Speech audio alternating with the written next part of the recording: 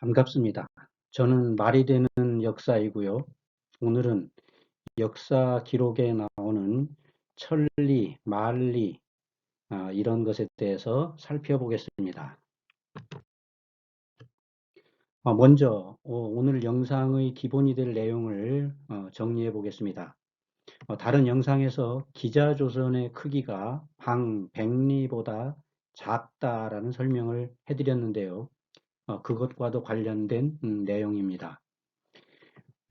주나라가 있죠. 중국 역사에서. 그 주나라의 건국 과정에서 가장 큰 공을 세우고 잘 알려진 사람이 강태공이죠. 기원전 11세기의 중엽 사람인데 그 강태공이 제나라에 봉해질 때 방백리였다라는 이 맹자의 기록이 있습니다. 그 후 이 제나라의 전성기인데요. 제환공이라고 하죠. BC 685년에서 643년까지 재위했던 사람인데 이때 그 관자가 환공에게 물었다. 감히 여쭙겠습니다. 제나라의 넓이는 몇 리입니까? 했더니 이 환공이 방 500리입니다. 라고 이렇게 대답하는 부분이 나옵니다.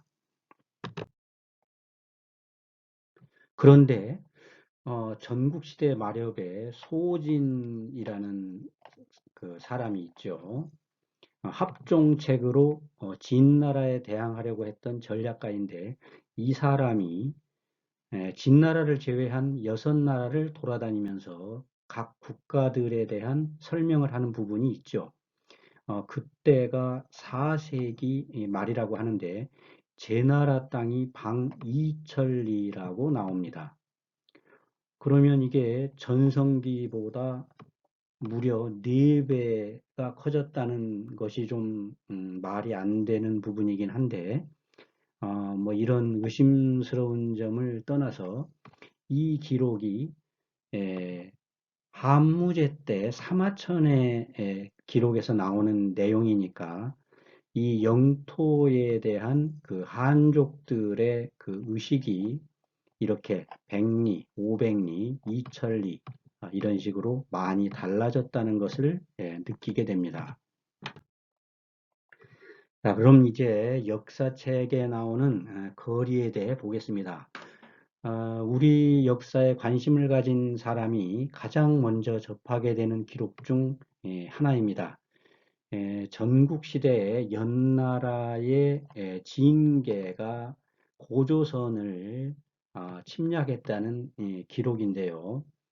뭐 동호가 천리를 물러났다, 사기, 그리고 조선의 서쪽을 공격해서 이천리의 땅을 빼앗았다, 뭐 위략, 이런 그 내용이 있는데 이런 기록들에 대해서 우리 조상들은 어떻게 받아들였는지 한번 보겠습니다.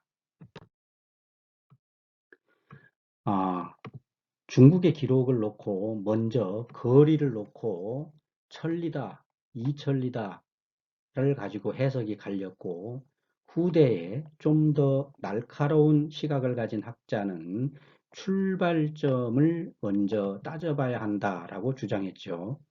그리고 그 다음 문제가 그러면 그 경계였다는 만번한이 어디냐 또는 이 만번한이라는 것이 무엇이냐를 놓고 또 논쟁이 있었습니다. 그런데 정작 중요한 사실을 놓치고 있었던 것이죠. 바로 기록에서 말하는 이 거리라는 것이 애당초 다양한 의미를 갖는 상대적인 숫자였다는 사실을 몰랐던 겁니다. 이 역사 기록에 등장하는 거리라는 것이 책을 쓴 사람의 성격에 따라서도 다양하지만 크게 보면 3가지 정도로 나눠 볼 수가 있습니다. 첫 번째는 전쟁 기록에 나오는 거리. 보통 역사서의 본기나 열전에 적혀 있는 천리, 만리 같은 것들입니다. 그리고 두 번째는 지리지에 나오는 거리이고요. 세 번째는 잘 아는 곳 또는 모르는 곳에 따라 달라지는 거리입니다. 첫 번째, 전쟁 기록에 나오는 천리, 만리에 대해 살펴보겠습니다. 이건 북위의 역사를 기록한 위서열전 모용시 편에 나오는 내용입니다. 우문을 크게 격파하고 천리의 땅을 개척하였다. 모용충이 관중에서 폭정을 일삼아 백성들이 흩어지고 천리에 연기가 없었다. 이거 앞에서 본 진계의 이야기와 비슷하지요. 조금 넓은 지역을 묘사할 때 기본적으로 천리로 시작하는 겁니다. 자, 다음은 만리입니다. 중국 5호 16국 시대에 전진이라는 나라가 있죠.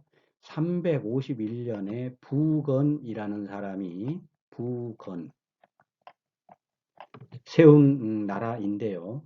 그 세 번째 왕인 부견이 강남에 그때 있었던 동진의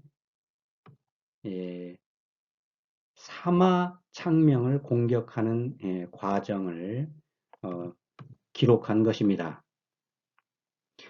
이 전투는 378년에 있었던 것인데요. 이 진나라가 이 전투에서 대패하면서 결국 나라가 망하게 된 그런 사건입니다. 여기에 그 표시된 곳이 부견이 도착했다는 항성이고요. 견이 항성에 이르렀을 때 하는 그 항성입니다. 이 부견의 근거지는 당시에 장안이었으니까 여기가 직선거리로 600km 조금 넘는 장소입니다. 또 이 기록을 보면 다른 쪽에서 이쪽으로 이동한 그런 군대들도 좀 있는 것 같은데 그거를 동서로 1만리라고 기록한 겁니다. 이 배도 만척이라고 기록했네요.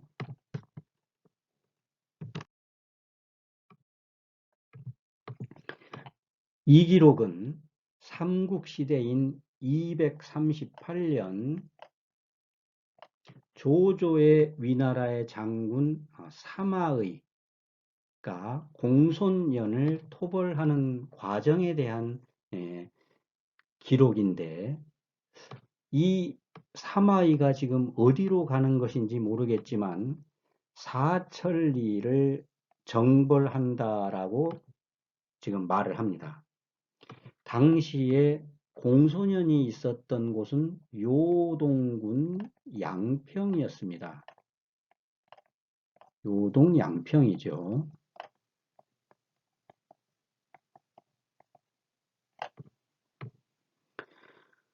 이 요동군이니까 기존 학계에서는 당연히 이 요하의 동쪽에 있었다고 주장을 하는 것이고, 거기는 여기 낙양에서 거리를 직선으로 이런 식으로 따지면 1000km가 넘으니까 사천리가 되는 것이고요. 하지만 여러 기록을 대조해서 따져보면 이 공소년이 있었던 이 요동이라고 하는 것은 여기가 아니고 이쪽이죠. 제가 다른 영상에서 요하가 청장하와 관련이 있다고 했습니다. 청장하가 여기 있으니까는요. 그렇다면 공소년이 있었던 곳은 이곳이지요. 그러면 여기는 낙양에서 300km 정도 되는 곳입니다. 천리도 안 되죠. 이 사천리는 허풍이 되는 겁니다.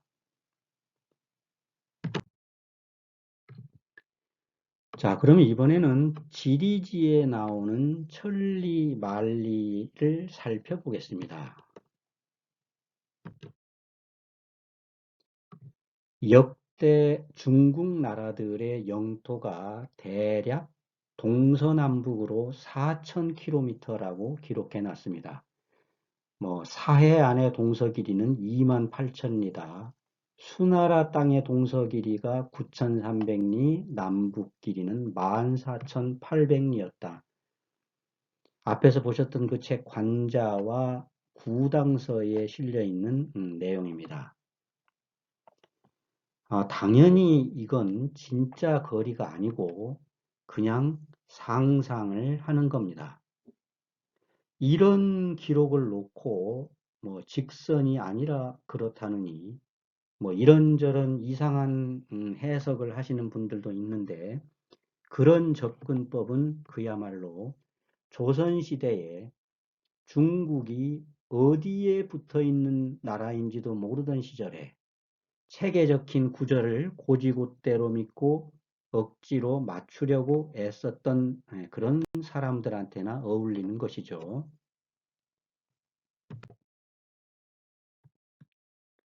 자, 다음 세 번째는 가까운 곳, 즉 잘 아는 곳과 먼 곳, 잘 모르는 곳에 따라 달라지는 거리를 살펴보겠습니다. 가까운 곳, 잘 아는 곳이죠. 이런 곳은 상세하게 기록하고 실제 거리와 거의 비슷합니다.